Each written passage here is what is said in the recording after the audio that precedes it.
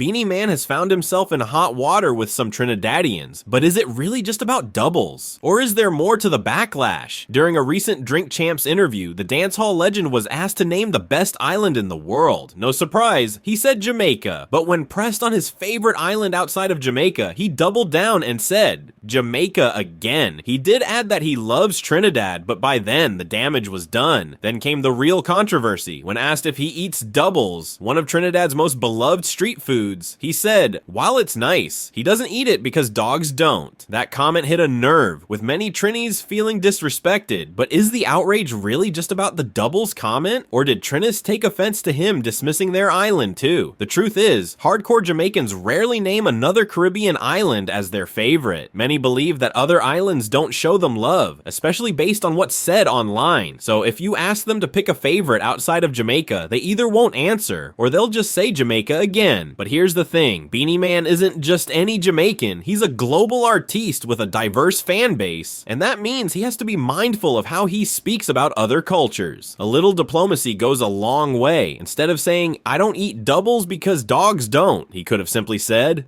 doubles isn't my thing. That alone would have saved him from this PR headache. Now, the question is, will he clear things up or just let the backlash die down? Only time will tell.